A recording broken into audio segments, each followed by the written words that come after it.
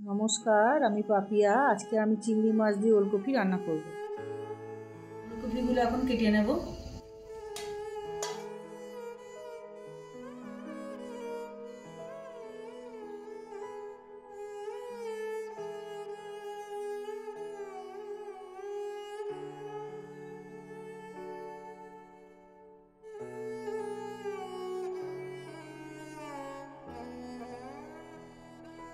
আমার ওলকপিটা কাটা হয়ে গেছে, এবার আমি এটা রান্না করব। বড় সাইজের আলু, একটা টমেটো, 3টে মতন কাঁচা লঙ্কা, হাফ ইঞ্চি মতন আদা আমি কেটে নিই।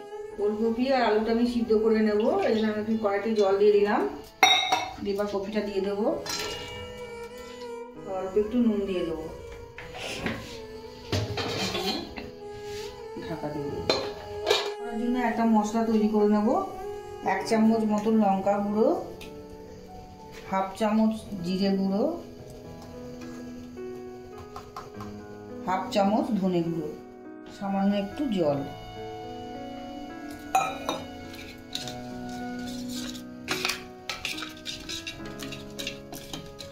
মেশানো হয়ে গেছে, এটা রান্না করতে আমার লাগবে।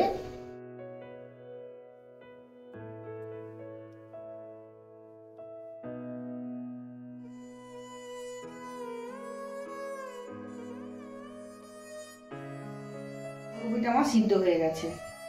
ওলকপিগুলো সিদ্ধ হয়ে গেছে, এটা আমি তুলে নেব।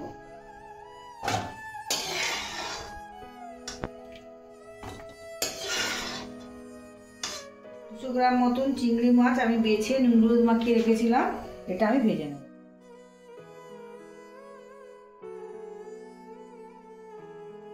50 গ্রাম মতন আমি তেল নিয়ে নিয়েছি, মাছগুলো ভেজে ফেলবো।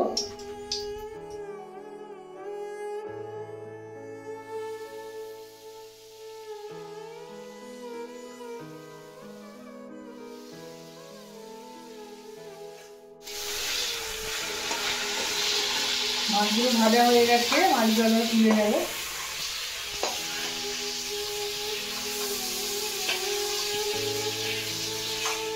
আমি একটু জিরে আর তেজপাতা ফোড়ন দিয়ে দেবো।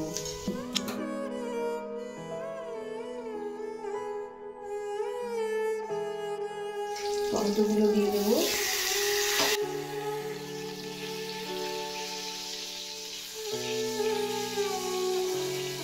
লঙ্কা বাটা দিয়ে দিলাম।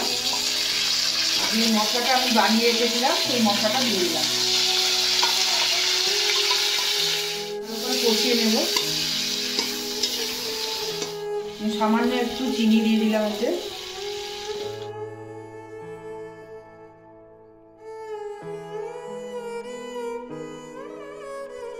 আমার কষা হয়ে গেছে, এবার ওলকপিগুলো দিয়ে দেবো।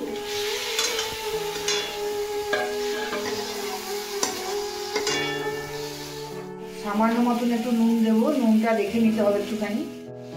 সিদ্ধ করার সময় যেহেতু নুন দিয়েছিলাম, ওই জন্য আমি অল্প একটু নুন দেখে নিয়ে নিলাম। আপনারা আবার দেখে নুনটা দেখে চেক করে তারপরে দেবেন। সামান্য একটু হলুদ দিয়ে দিলাম।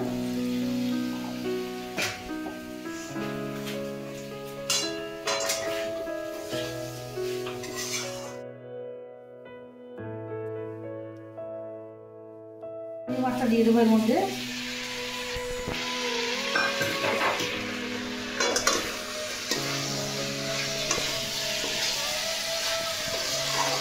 ভালো করে কষানো হয়ে গেছে, আর সিদ্ধ করে রেখেছিলাম, সেই জন্য আমি সামান্য একটু মশলা ধোয়া জলটা দিয়ে দেবো।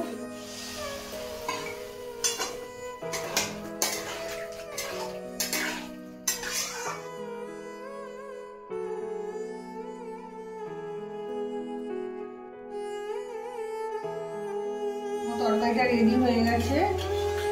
1 চামচ মতন ঘি আর গরম মশলা দিয়ে আমি নামিয়ে নেব।